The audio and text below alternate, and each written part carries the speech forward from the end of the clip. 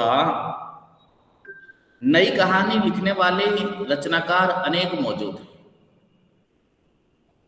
पर जो नई कहानी का दूसरा दौर था वो गांव से शहर की ओर होने लगी। शहरी संवेदना में जो नीत मोह भंग, जो अकेलापन, उससे आगे ले जाना संभव ही नहीं था। केवल मूल्यों का ही यहाँ पर दिखाया जा सकता है कि हम देखते हैं कि काशीनाथ सिंह या फिर गिरिराज किशोर, कामतानाथ, गंगा प्रसाद विमल, ये प्रमुख ऐसे रचनाकार हैं जो नई कहानी के दूसरे दौर पर किसी न किसी तरह से एक नई विचारधारा को लेकर उभरते हैं।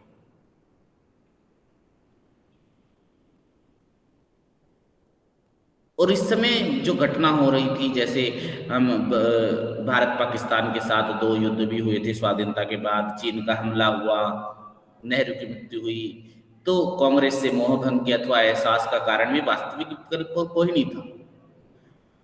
तो इसी समय हिंदी कहानी में इन सारी घटनाओं का मिला जुला असर देखने को मिल सकता है। नई कहानी के इस दूसरे दौर को किसी हद तक पहले दौर का ही विस्तार कहा जा सकता है, पहले दौर का ही विस्तार रूप था, जिसमें नई पीढ़ी अनास्था और नकार के स्वर को तीव्रतर करती हुई सुनाई देती है। लेकिन इसके पीछे जो आगे वाली पीढ़ी, जैसा कि कोई अच्छा विचार या कोई सुदृढ़ विचार आधार नजर नहीं आता। इसके पिछली पीढ़ी और इस नई पीढ़ी में आयु का अंतर कुल 10-12 वर्ष का ही था, 10 से 12 या 15 वर्ष का ही होगा। वे लोग अगर स्वाधीनता प्राप्ति के समय 18, 22, 25 वर्ष के रहे होंगे तो ये 8-10 वर्ष के होंगे, ऐसा ही होगा। अवधि का इतना सा अंतर, ये थोड़ा सा 8-10 साल का भी अंतर जो है, वह कहानी रचना में हम देख सकते हैं।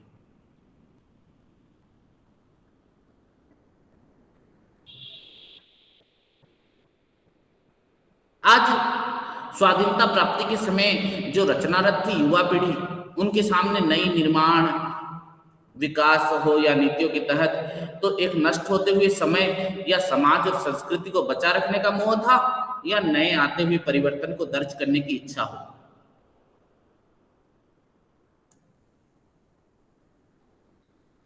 तो उद्देश्य कुछ भी रहा हो, आज नई कहानी के दूसरे दौर में कहानी की विषय वस्तु में कुछ न कुछ परिवर्तन जरूर आया, और पिछली पीढ़ी से कहीं एक कदम आगे बढ़कर कहानी का वह दौर शुरू हुआ, जिसमें आज हम एक कहानीकार ज्ञानरंजन के बारे में जानते हैं, जिनकी प्रसिद्ध कहानी बहिर्गमन का हम विश्लेषण करेंगे। ज्ञानरंजन का जन्म 21 नवंबर 1936 को अकोला, महाराष्ट्र में हुआ। पहले तो ये हिंदी की एक पत्रिका पहल के संपादक थे, प्रगतिशील लेखक संघ के अध्यक्ष भी रहे मध्य प्रदेश के, और साहित्य अकादमी, नेशनल बुक ट्रस्ट आदि संस्थाओं से भी संबंध रहे हैं। इन्होंने अधिक कहानियां नहीं लिखी, फिर भी कहानी जगत पर इनका गहरा प्रभाव है, क्योंकि कथा के गद्य में उन्होंने जो भाषा, जो देशज भाषा हो या तद्भव भाषा को जहां तक आगे पहुंचाया है अभिव्यक्ति बढ़ाने में, उनकी कहानी कला में हम देख सकते हैं। इनकी कहानियों में प्रायः अगर देखेंगे कई बार तो चाहे युवा हो या फिर युवा होते हुए भी किशोर का आत्मवाची बयान है, जिसमें परिस्थितियां और मन स्थितियों के निरीक्षण और आत्मलोचन के वृत्तांत रचा गया है। जो पहले कहानी में, इनकी पहली कहानियों में बड़ी संख्या में स्त्री को देखने वाली कहानी की है, जैसे माँ, बहन, पत्नी के अलावा इन स्त्रियों को देखने वाली जिसके साथ किस्सगो पात्र जैसे रिश्ते में बंधा नहीं है। फिर बाद में प्राय वे संभावित स्थिति में कहीं न कहीं आगे बढ़ते हैं और कहानी की विषय वस्तु अलग होती गई। गंभीर आवाज में उन्होंने दिखाया पिता, जो इनकी एक श्रेष्ठ कहानी थी, जिसमें परिवार के मुखिया के बारे में बताया गया।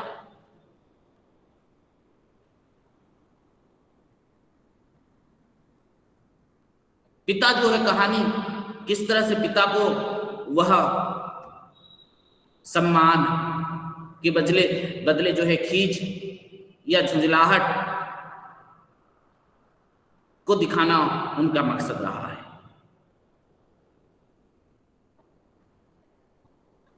इनकी प्रमुख कहानियां जो है फैंस के इधर और उधर, शेष हुए, संबंध, पिता, यात्रा, घंटा, बहिर्गमन। तो आज हम इनकी एक कहानी जो है बहिर्गमन के बारे में हम चर्चा करते हैं। अगर बहिर्गमन के बारे में अगर हम देखते हैं कहानी में, तो बहिर्गमन में ऐसी कोई कथा या घटना नहीं जिसे हम एक स्टोरी कह सके। नई कहानी के विधान में यह एक नया मोड़ आया कि कहानी अभी जो है उत्तरोत्तर घटना विरल से लेकर घटना विहीन तक होती चली गई है, और उसका स्वरूप कहानी की अपेक्षा वृत्तांत के अधिक, जैसे यात्रा वृत्तांत लिखते हैं ना, वैसे वृत्तांत की तरह लग रही है कहानी। चरित्र चित्रण के परंपरागत कथानक में चरित्र की परिभाषा यह है कि आचरण के द्वारा अपने अभिप्राय को प्रमाणित करता है। इसके लिए उसे किन्हीं घटना या परिस्थिति में डालकर कहानी बुनी जाती है और उन परिस्थितियों के लिए प्रतिक्रियागत किया जाता है। बहिर्गमन में ये जो वृत्तांत दिखाया गया बहुत ही इंटरेस्टिंग शैली में दिखाया गया है। पात्र और परिस्थिति या घटनाक्रम की घात प्रतिघात द्वारा चरित्र को उभारने के बजाय सामान्य जीवन के प्रवाह को एक असामान्य रूप से व्यंजना समर्थ भाषा के द्वारा इन्होंने वर्णन किया है। कस्बे के लोग, कस्बे का भूगोल, वहां का जो है परिवेश, ऐसे ही ऐसा नहीं कि कस्बे की खराबियों और कमियों की तरफ से आंखें मूंद ली गई है। कस्बे के बारे में डिटेल्स बताया गया है, उनका भी जिक्र जरूर, लेकिन उस सबके समेत कस्बे को देखना लगाव और दुलार को देखना है। बल्कि मनोहर से खार खाने का एक कारण उसमें कस्बा छोड़ जाने का तरीका भी है। वह कहकर गया कि बंदी गृह से की यातना से मैं मुक्त होने जा रहा हूं। हद तो यह थी कि वो अपनी जगह पर लौटकर एक बार थूकने तक को तैयार नहीं था। जब वह अपना प्रदेश छोड़कर गया, मौसम की दृष्टि से वो गजब के दिन थे। बस्ती से थोड़ा बाहर जाने पर दिखता नदियां खलबला रही है और सफेद हो गई, वृक्ष सींचे हुए हैं और जंगलों से भीगी हुई हवाएं और आवाजें आ रही हैं। धरती तो हमेशा ऐसे आतुर थी कि लोगों की कुछ मत पूछिए। मुझे हैरानी हुई, दुनिया की इतनी आसानी से छोड़कर वह चले कैसे दिया, बहिर्गमन कैसे कर लिया उसने। अपनी जगह बेमिसाल होती है और आदमी टूटा हुआ पत्ता नहीं है। तो कस्बा यानी जो जगह अपनी बेमिसाल जगह है, और वहां के लोग अपने दुर्लभ लोग हैं, जिन्हें वह प्यारे और भोंदू लोग कहता है। बेमिसाल, दुर्लभ और प्यारे होने का कारण यही है कि वे अपने हैं और भोंदू हैं, क्योंकि जीवन के गणित ज्ञान से अछूते, असली और प्रमाणिक लोग हैं। लेकिन उनका विकास के साथ नाता नहीं रह गया, वो लोग डेवलप नहीं हुए, इसलिए उनको जो है भोंदू कहा गया।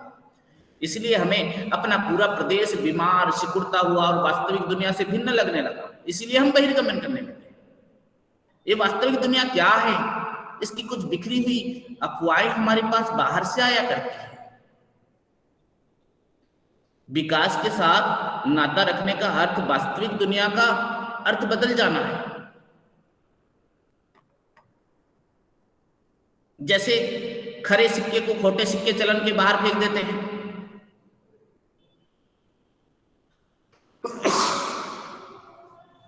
उसी तरह विकास के नाम पर जो जन्म लेती हुई एक नकली, खोखली और अवास्तविक जिंदगी का गणित जो है वास्तविक अप्रासंगिक और अनावश्यक बनाकर खुद को उसकी जगह ले लेता है। वास्तविक दुनिया वह प्रतीत होती है जहां विकास घटित हो रहा है, जहां उसके घटने की गहमा गहमी है, जहां तेजी से बदलते हुए यथार्थ ने मनोहर जैसे जो मौका परस्त लोगों के लिए अपने धंसने और जगह बनाने और फैल जाने के अवसर पैदा कर दिए हैं। जिस हमको अपना पूरा प्रदेश बीमार, सिकुड़ता हुआ और वास्तविक दुनिया से भिन्न लग रहा है, वो इसी कालखंड का युवा पीढ़ी है, जिसके एक पक्ष का प्रतिनिधि किस्सा वो है तो दूसरे पक्ष का प्रतिनिधि मनोहर। सोमदत्त मनोहर का ही अगला विकास सूत्र है। घटनाक्रम के हिसाब से स्टोरी जो बताई, सूत्रबद्ध किया जाए तो कुल इतना ही आत्मवाची कस्बे को प्यार करता है और मनोहर को कस्बे से नफरत।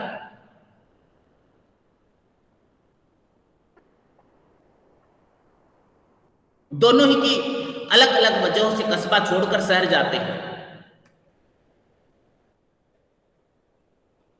आत्मवाची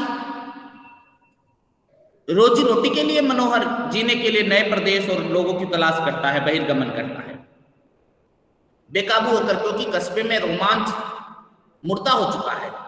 मनोहर शहर जाता है, छा जाता है, लगता है कि सब कुछ पा लिया गया। तभी अचानक उसकी मित्र मंडली में सोमदत्त का आगमन होता है। वह विदेश से लौटा है। मनोहर के लिए अब तक जो शहर के मुकाबले कस्बे की जगह थी, वही सोमदत्त के लिए विदेश के मुकाबले देश की जगह है। मनोहर अपने प्राप्त और उपलब्ध से पुनः असंतुष्ट और बेचैन हो उठता है, पैतरा बदलता है और विदेश जाकर ही दम लेता है। और उसके विदेश प्रस्थान के क्षण पर कहानी का अंत होता है। तो बहिर्गमन को पहले पहले नई कहानी बोलकर नहीं माना जाता था, नई कहानी चरम बिंदु की तरह पढ़ा गया। इस तरह के हम पाठ से हम देखते हैं कि मनोहर और सोमदत्त के पक्ष को ही पूरी अगर स्टोरी मान लेंगे तो आत्मवाची के नजरिए से झरोकों को ध्यान में रखते हुए कथा की अगर पड़ताल करेंगे तो कथा जो है बुद्धिजीवी जगत में दोनों पक्ष जो है उनके फासले और तकरार को हम देख सकते हैं। शहरी जीवन का यही इलाका फोकस में लाया गया है। तो कहानी की स्टार्टिंग, कहानी में ऐसे शब्द पिरोए हुए हैं जो विकास और विस्थापन के व्यापक समसामयिक वृत्तांत का पूर्वानुमान प्रतीत होते हैं। बहिर्गमन का अर्थ है कस्बे से महानगर, एक जगह से दूसरी जगह बहिर्गमन यानी बाहर जाना, कस्बे से महानगर, महानगर से विदेश। और आत्महीन व्यक्तिगत विकास के लिए बहिर्गमन का किस्सा नहीं रह जाता है। आत्महीन व्यक्तिगत विकास के लिए बहिर्गमन जरूरी नहीं है, उस समूचा युवा शिक्षित समुदाय के लिए ऊर्ध्वगामी पतन का किस्सा बन जाता है बहिर्गमन, जिसमें जिम्मे सोचने समझने, देश के विकास की योजनाएं बनाने और भविष्य की अगुवाई करने का काम होना चाहिए। तब यह विकास के सार्वजनिक स्वप्न पर व्यक्तिगत कब्जे का किस्सा बन जाता है। उन लोगों का किस्सा जो इस क्रम में अपने आप को, अपने पुख्तापन को, अपनी जगह को, अपने लोगों को अपने आप से काट कर किस तरह से अजनबी और पराये होते चले जा रहे हैं, अर्थात खुद को आगे बढ़ते चले जाना। खुद को आगे बढ़ाने के लिए अपने भीतर के जो गंवाई रांगड़पन का जो उन्हें वास्तविक और प्रमाणिक बनाता है, अपनी जगह को जो अपने कस्बा होने और विकास के साथ नाता न होने के बावजूद अपनी होने की वजह से बेमिसाल है, अपने कस्बे को गोंदू और प्यारे लोगों जिनकी और विकास को वस्तुतः उन्मुख होना चाहिए, अपने गांव की तरफ पीछे छोड़ दिया जाता है। मनोहर जैसी मानसिकता के विकास की समूची परियोजना को हाईजैक कर लिया गया है। तब बहिर्गमन की ये स्टोरी स्वयं अपनी निजता से कटकर अलग हो जाती है, निरर्थक और निस्सार रह जाने का मामला बन जाता है। सभी जो है अपने ही स्वार्थ के लिए देखते हैं। तो जो नई कहानी में ये जो विचार आए, इस नई पीढ़ी के नई कहानी में जो नकार की मुद्रा को चरम सीमा तक पहुंचाने के बाद किस तरह से फिर से लास्ट में फिर से गांव की ओर जा रहा है। आज भी जैसे अगर हम देख सकते हैं, आज का युवा कहां जाएगा, विदेश जाकर कमाना चाहता है, पर लास्ट में आता कहां है, अपने देश की ओर ही आता है। आज देखो किस तरह से महामारी का दौर है, कई लोग जो है विदेश में फंसे हुए हैं, तो उनको ऐसा लगता होगा कि हम किसी तरह से अपने देश पहुंच जाएं। कहीं न कहीं कस्बाई जिंदगी, जब यहां थे तो वहां का मोह, पर यहां बिना और कहीं पर भी जगह नहीं है। अपने कस्बे से जुड़ा हुआ होना चाहिए। इस दिशा की ओर मोड़ने और मुड़ाने में जो ज्ञान रंजन की पहल है, शून्य और नकार जीवन का कोई स्थायी आधार नहीं बन सकते। साहित्य में अगर हम देखें, इनकी कहानियों में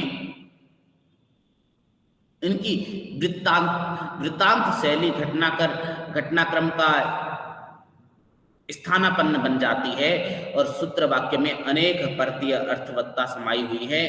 अगर ध्यानपूर्वक पढ़नी पड़ती है इनकी कहानी, इसीलिए जो है ज्ञान रंजन की जो कहानी में जो बताया गया है, जो मूल्य, नैतिक मूल्य जो आज शून्य से और नकार जीवन का कोई स्थायी आधार नहीं हो सकता है, वही हम देखने को पा सकते हैं ज्ञान रंजन की कहानी में। अगली कहानी जो है रविंद्र कालिया की जो है कहानी गोरैया। रविंद्र कालिया के बारे में जानते हैं कि गोरैया कहानी के लेखक रविंद्र कालिया जब कहानी में पदार्पण करते हैं, जब कहानी में इनका आविर्भाव हुआ, तब नई कहानी की छवि धूमिल पड़ रही थी। नई कहानी का यथार्थ जीवन यथार्थ से मेल नहीं खा रहा था और इनके जो समकालीन कहानीकार थे ज्ञान रंजन, रविंद्र कालिया, दूधनाथ सिंह, ये अपनी कहानी कला को विकास कर रहे थे। तो साठोत्तरी कहानी हो या कविता हो, उसमें रविंद्र कालिया का एक महत्वपूर्ण स्थान रहा है। अपनी कहानियों में इन्होंने कथ्य और शिल्प दोनों स्तर पर संवेदना को दिखाया है। पंजाब में 1 अप्रैल 1939 को जालंधर में इनका जन्म हुआ था और धर्मयुग जैसी पत्रिका के संपादक भी रहे हैं और इनकी कहानियों में जो है यथार्थ का चित्रण अधिक देखने को मिलता है। समकालीन कहानी जिस तरह से आज चल रही है, वैसी ही कहानियां रविंद्र जी की कहानियां में देख सकते हैं। तो रविंद्र कालिया की जो कहानी है वो प्रमुख कहानी है दाम्पत्य और जो है दफ्तरी व्यवस्था पर आधारित कहानी इनकी काला रजिस्टर, 9 साल छोटी पत्नी, लाल तिकोन। तो अपनी कहानियों में ये व्यंग के जरिए बहुत ही सुंदर जो है विचार रखते हैं।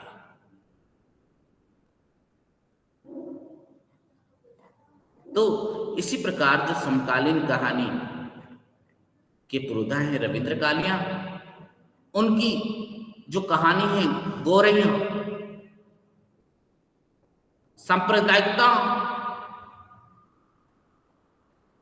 की समस्या, भारतीय राजनीति और समाज के बारे में व्यक्त करती कथा,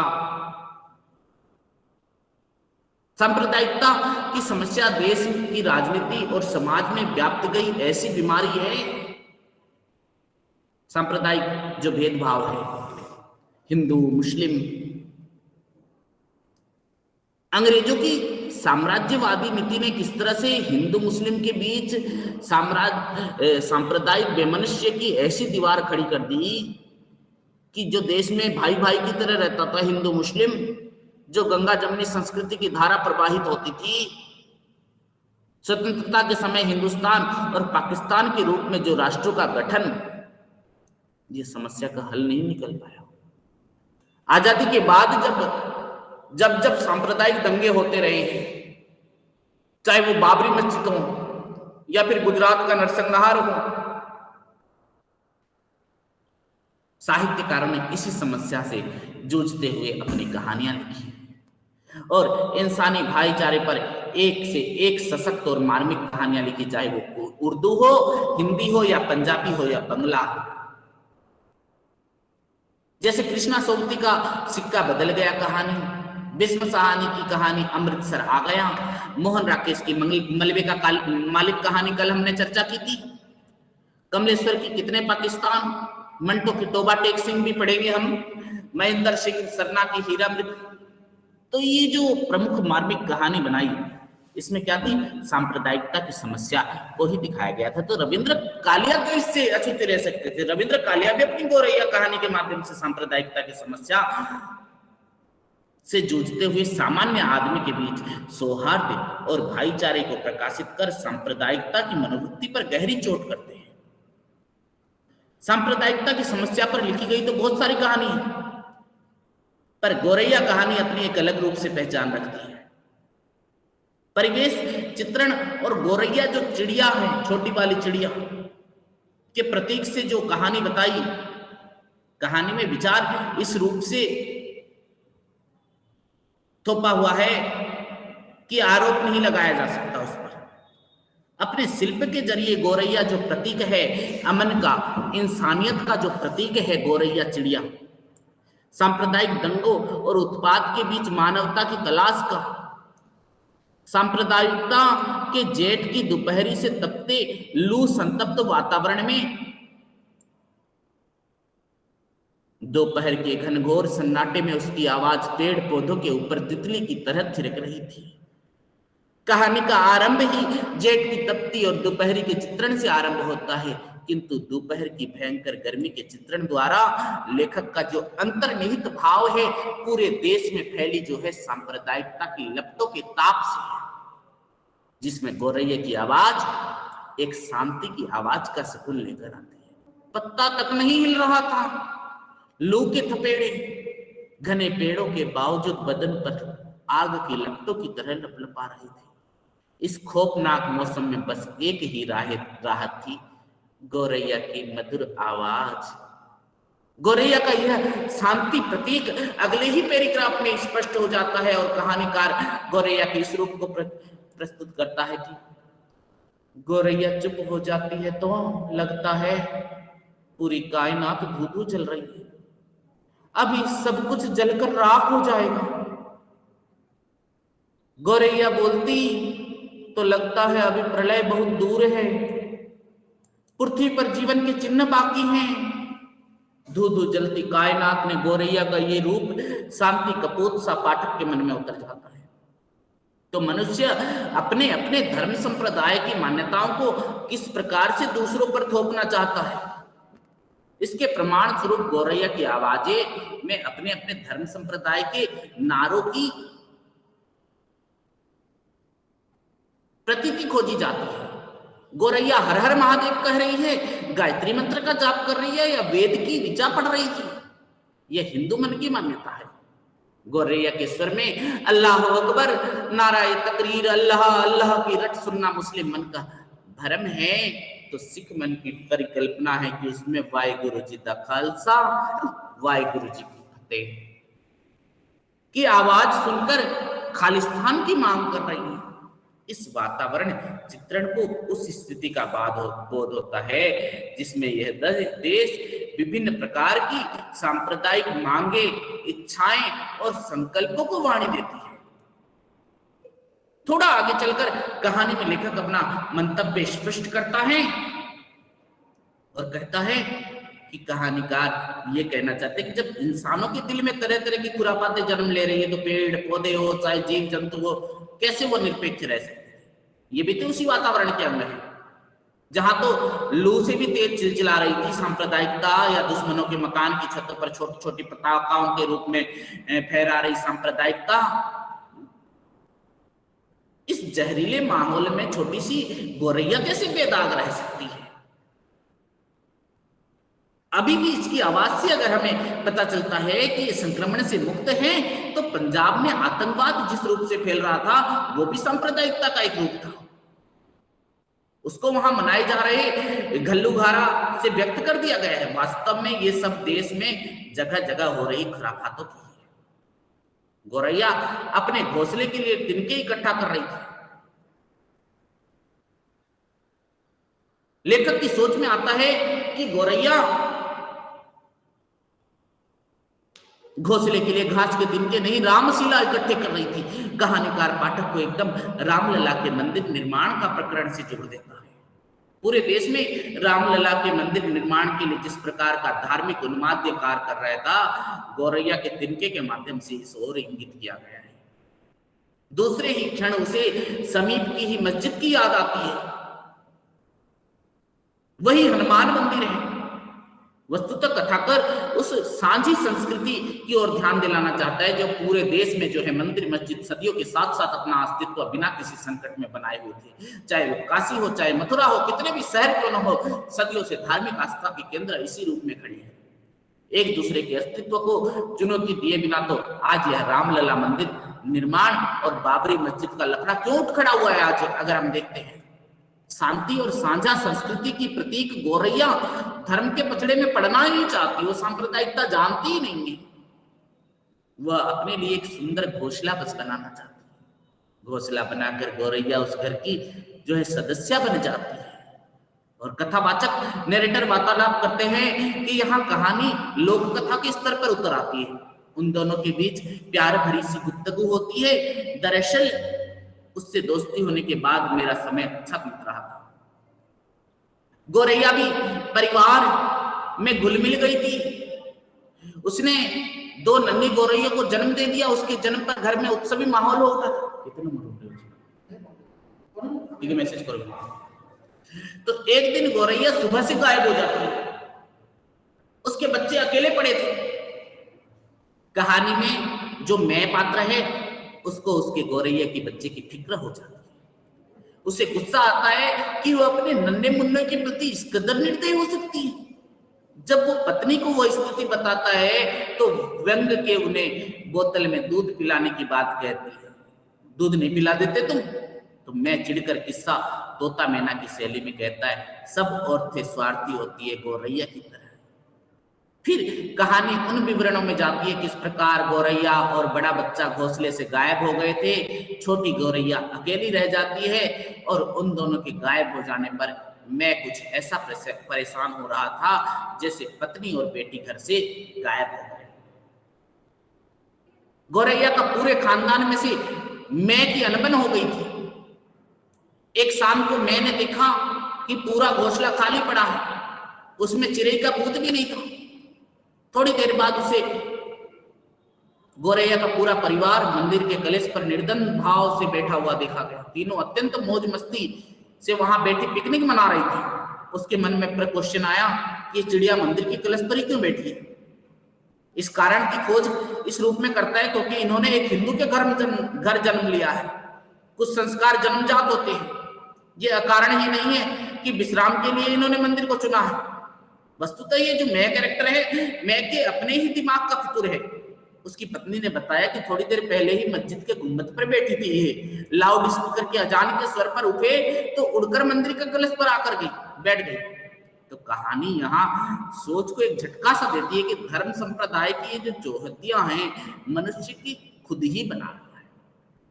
सामान्य जनता तो इन चिड़ियों की तरह छोटे छोटे धार्मिक कटघरों से बहुत ऊपर है। वो चाहे गौरैया की तरह अपना आश्रय स्थल चुन लेती है, वहीं अपना सुकून तलाशती है बिना यह सोच के कि किस धर्म संप्रदाय से उसे मिलती है। जब कभी मैं उन्हें अपने बगीचे में देख लेता है तो सोचता है कि जन्मभूमि का आकर्षण खींच लाता है इन्हें यहाँ, किंतु जन्मभूमि नाम आते ही फिर कहानी राम जन्मभूमि प्रकरण से इंकित कर दी गई है। तो उस समय चिंता से जोड़ दी जाती है। जन्मभूमि नाम से भी मुझे आशंका होने लगती है, मगर मुझे विश्वास है कि यहाँ फसाद की कोई आशंका नहीं है, क्योंकि एक चिड़िया ने जन्म ले लिया था, भगवान ने नहीं। कहानी यहाँ बड़े कौशल के साथ एक मैसेज देती है। भगवान की सार्थकता प्रश्नवाचक है। मनुष्य मनुष्य के बीच दीवार खड़ी कर देता है। सामान्य जन तो चिड़ियों की तरह धर्मनिरपेक्ष भाव से जीना चाहते हैं। सामान्य जनता तो अपने अपने नीड़ों में, अपने अपने घर में मस्त रहना चाहते हैं, एक शांतिपूर्ण जीवन जीना चाहते हैं। इसी रूप में कहानी का शीर्षक पूरी तरह से सही है कि गौरैया मनुष्य की मानवीयता का संदेश देती है कि हमें गौरैया की तरह रहना चाहिए। उसी तरह से निर्द्वंद भाव से हमें किसी से कोई भी मतलब नहीं, जहां पर हमें सहारा मिले वहीं रहेंगे। तो सांप्रदायिकता की समस्या भारतीय राजनीति और समाज में जो बहुत गहरी प्रवेश कर चुकी है, वह रविंद्र कालिया की कहानी गौरैया में जो महत्वपूर्ण ढंग से कहानी में दिखाया है। इस तरह से गौरैया कहानी में कहानीकार ने सांप्रदायिकता के बारे में हमारे सामने जो है अपना मत रखा है। इसी तरह और एक अगली कहानी है ड्राइंग रूम, राजकमल चौधरी जी की कहानी ड्राइंग रूम। जो भी स्टूडेंट्स ऑनलाइन बने हुए हैं, कृपया अपना एनरोलमेंट नंबर मैसेज बॉक्स में टाइप कर दें ताकि हमें पता चलेगा कि कौन कौन क्लास कर रहे हैं, कहाँ कहाँ हैं। तो जो भी स्टूडेंट्स अभी ऑनलाइन बने हुए हैं, अपना एनरोलमेंट नंबर मैसेज बॉक्स में टाइप कर दें।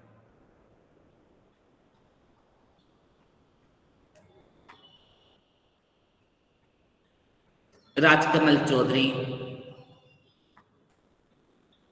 की ड्राइंग रूम कहानी। राजकमल चौधरी की जन्मतिथि के जन्म स्थान के बारे में भी कई विवाद है। कोई कहते हैं कि इनका पितृगाम सहरसा बिहार जिले का एक इतिहास प्रसिद्ध गांव महिसी है, और कोई कहता है कि इनका जन्म इनके ननिहाल रामपुर हवेली में हुआ था।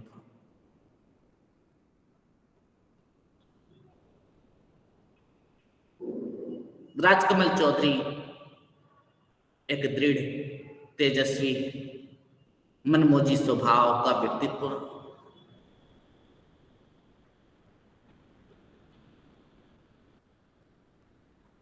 बहुत ही जो है संघर्षरत रहा इनकी जिंदगी। राजकमल चौधरी पढ़ने लिखने में तो बहुत तेज थे, और उनके लेखकीय जीवन की शुरुआत कलकत्ता से हुई थी, और भौगोलिक और सामाजिक परिवेश तो उनके लेखन में एक तरह से समाया ही था। तो निर्भीकता उनका मूल स्वभाव था। बौद्धिक बहस में किसी से भी नहीं डरते थे वो। परहित भावना से अभिभूत रहते थे। नगर हो या नागरिक परिवेश और जीवन को देखने में उनकी आलोचकीय दृष्टि सर्वथा भिन्न थी।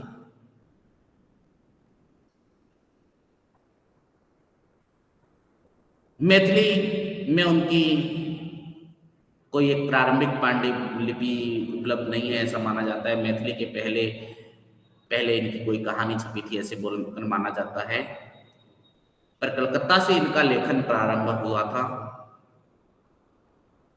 तो ड्राइंग रूम कहानी में जो दिखाया गया है इन्होंने, ड्राइंग रूम कहानी नवंबर 1960 को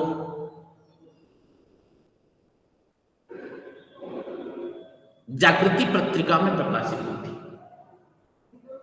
संभव है कि ये उसी वर्ष या उससे कुछ पहले लिखी गई होगी। तब भारतीय स्वाधीनता का 13वां वर्ष चल रहा था, 1947 में जब हमारा भारत स्वाधीन हुआ था। पूरे देश की प्रबंधन व्यवस्था अपनी अंतरराष्ट्रीय पहचान की चमक दमक में व्यस्त थी, और इधर आम नागरिक जीवन यापन की बुनियादी सुविधा जुटाने और अस्तित्व रक्षा के संसाधन तलाशने में तत्पर था। ड्राइंग रूम ऐसे ही नागरिकों की प्रतिनिधि आयरीन नामक जो है भारतीय युवती का जीवन व्यवस्था की कहानी है। कथावाचक दयानंद एक अखबार के मैगजीन सेक्शन का प्रधान संपादक है।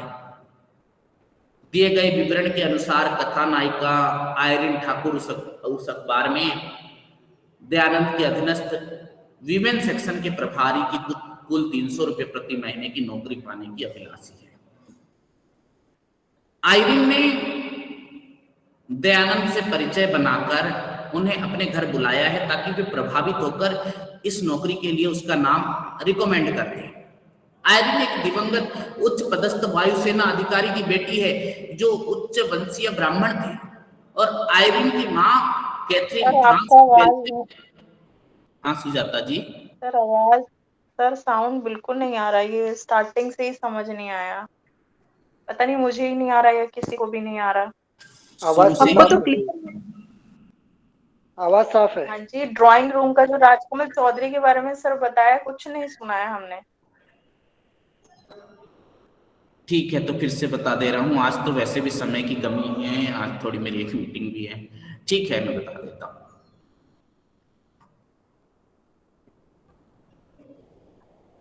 अब तो आवाज आ रही है ना आपको? सर अभी आ रही है।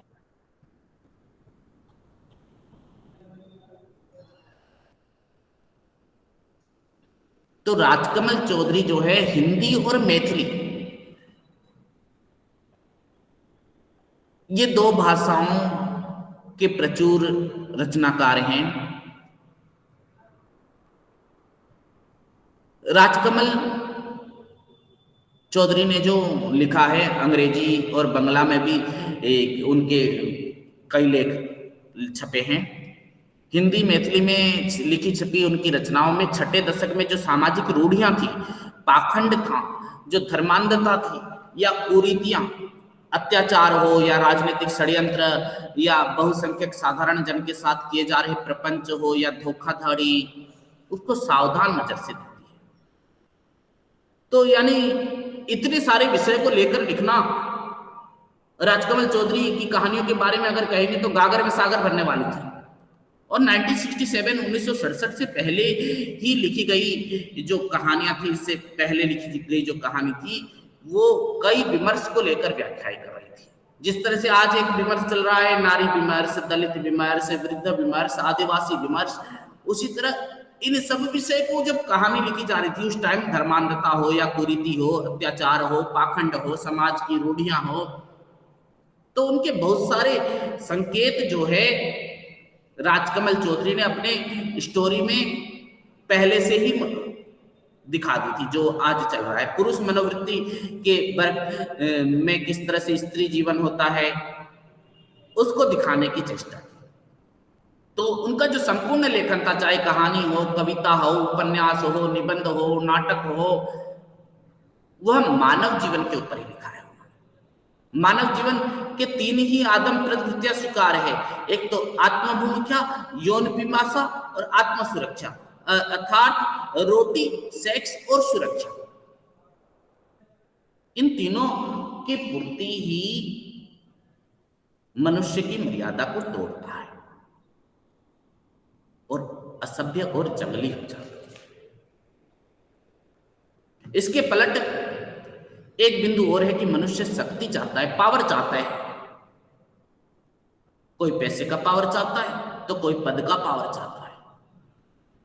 तो पावर का भी एक रस होता है। वो सब बातें राजकमल चौधरी जी अपनी कथा साहित्य में दिखाते हैं।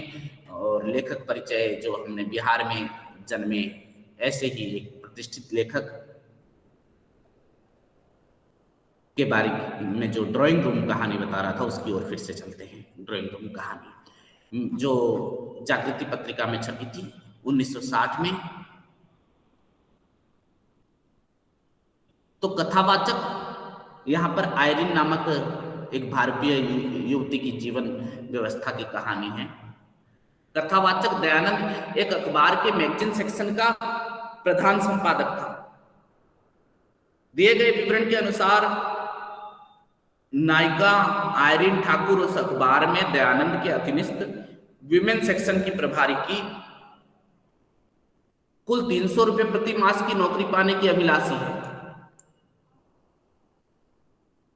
आयरिन ने दयानंद से परिचय बनाकर उन्हें अपने घर बुलाया ताकि वे प्रभावित हो और इस नौकरी के लिए उसका नाम रिकमेंड करें।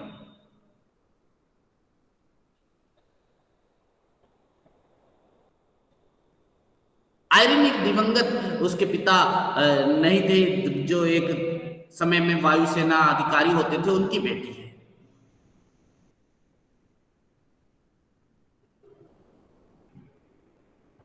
जो उच्च वंशीय ब्राह्मण है। एक मिनट।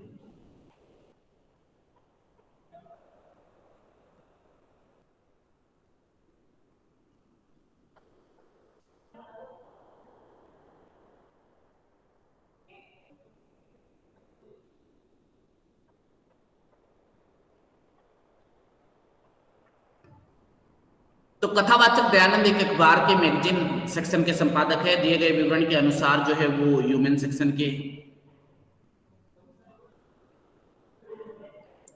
प्रभारी की कुल 300 रुपए की प्रति महीने की नौकरी पाने का अभिलाषी है, और आयरिन ने दयानंद से परिचय पाकर उसे अपने घर में बुलाया था ताकि वो प्रभावित हो और उसका नाम रिकमेंड करे। तो आयरिन जो एक मिनट, हेलो,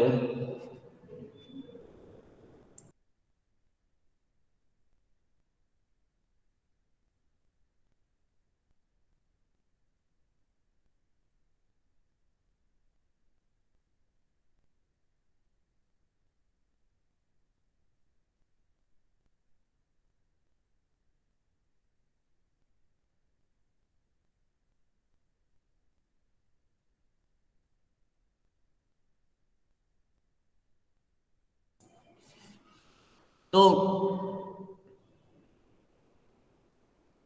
आयरिन की मां कैथरीन थी, फ्रांस या बेल्जियम या चिकोस्लोविया की थी। आयरिन की छोटी बहनें लिलियन, शकुंतला, सिलू, मिनी और छोटा भाई सुभाष उसके साथ रहता था। इतना बड़ा परिवार था। इस 6 सदस्यीय परिवार के भरण पोषण की जिम्मेदारी आयरिन पर थी। बस इतनी सी पारिवारिक हैसियत कि आयरिन के आवास पर दयानंद पहुंचते हैं और उसने ड्राइंग रूम की सजावट से उसके जीवन स्तर पर उच्च धारणा बनाते हुए स्पष्ट कह देते हैं कि इतना भव्य रहन सहन वाली लड़की के लिए नौकरी बहुत छोटी बात है। मैं इस नौकरी के लिए आपका नाम रिकमेंड नहीं कर सकता। आप खुद इतनी सस्ती नौकरी स्वीकार नहीं करेंगे। इस बात पर आर्ट होकर भीतर के कमरे में ले जाते हैं। सिर्फ ड्राइंग रूम में चल, जो कमरा किचन के साथ साथ कैथरीन की वास्तविक हैसियत का सबूत भी है। ये देखकर तो दयानंद दंग रह जाता है। वो बुझी हुई निगाहें से ड्राइंग रूम की हर चीज को देखते रहते हैं, आयरिन को देखते रहते हैं और धारणा बनाते हैं कि आयरिन को फैशन से और मेकअप से और ऐशो अशरत से वाकई नफरत है। कहानी की घटना तो बस इतनी सी है, पर जैसा कि होता रहा है, कोई कहानी घटना के कारण महत्वपूर्ण नहीं होती, वो प्रस्तुति की दृष्टि से महत्वपूर्ण होती है। घटना तो यहाँ बहुत छोटी सी है, पर बनावट के कारण कहानी में जो जीवन दर्शन है, आयरिन की पूरी तरह से जिंदगी के बारे में पता लग जाना, जिंदगी का जो रूप है उसके अंदर के कमरे में देखा जा सकता है।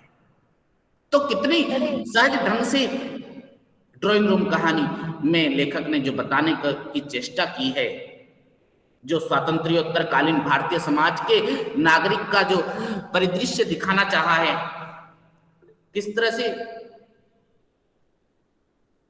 अपना अस्तित्व बनाने के लिए ड्राइंग रूम कहानी में जो कहानीकार जो विलक्षण दृष्टिकोण है शिल्प और संरचना की दृष्टि से, कथानक में किस तरह से उन्होंने युवती को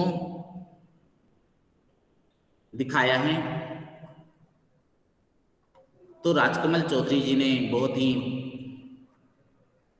शिल्प के जरिए हो या फिर कथा के जरिए हो, कहानी में, ड्राइंग रूम कहानी में जो महत्वपूर्ण बातें बताई वो कि आजादी के दशक भर बाद भी लोकतंत्र में आम नागरिक के जीवन में प्रविष्ट छद्म को बेनकाब किया है। ये वो समय है जब पूरे देश की प्रबंध व्यवस्था अपनी अंतर्राष्ट्रीय पहचान की चमक दमक में व्यस्त थी। इधर आम भारतीय नागरिक जीवन यापन, बुनियादी सुविधा जुटाने के लिए, अस्तित्व रक्षा के लिए संसाधन तलाशने में तत्पर था। परिदृश्य की विडंबना और विरोधाभास के सहारे इस कहानी में एक मामूली सी घटना में जो विराट व्यंजना भर दी गई है।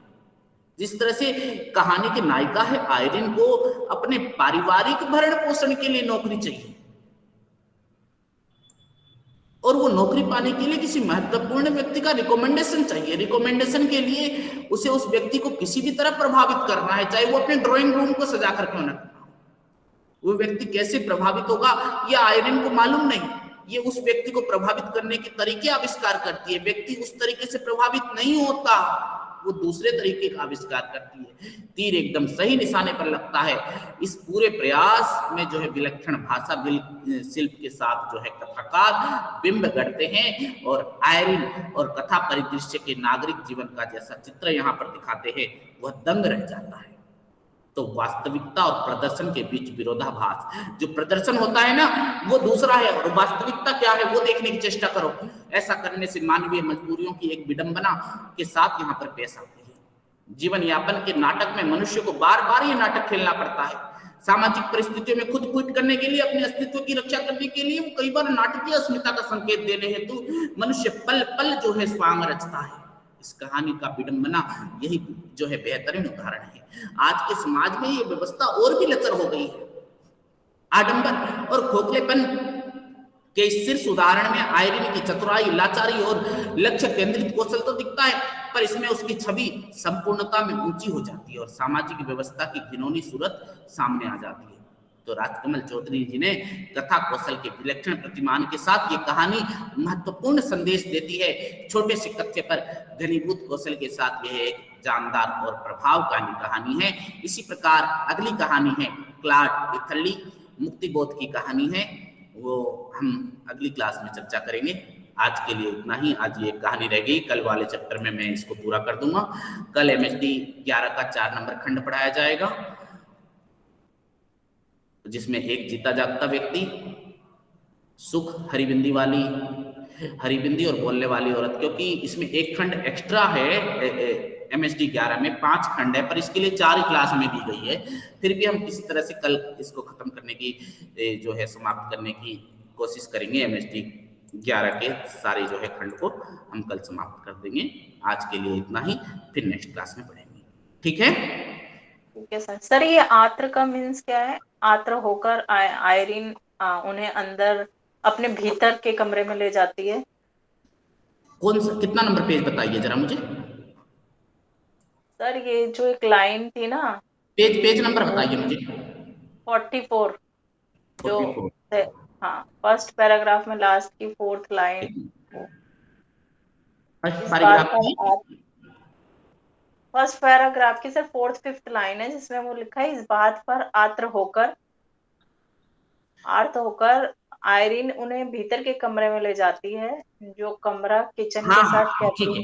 जब वो नौकरी के लिए मैं आपका नाम रिकमेंड नहीं कर सकता, तो एक तरह से इस बात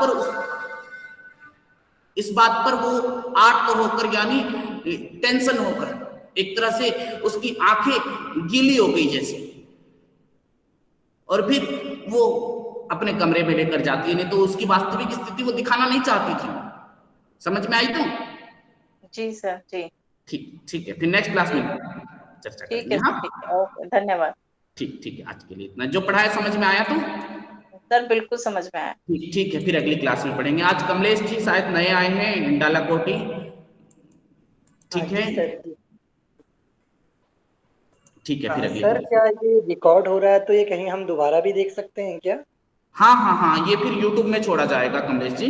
YouTube में आप जो है सर्च मान लीजिएगा आज की क्लास का MHD 11 और जो है आप वो वाला नाम दे दीजिएगा, तो थोड़े दिनों में अपलोड हो जाएगा YouTube पे। धन्यवाद सर। ठीक है, आज के लिए इतना ही, फिर अगली क्लास में।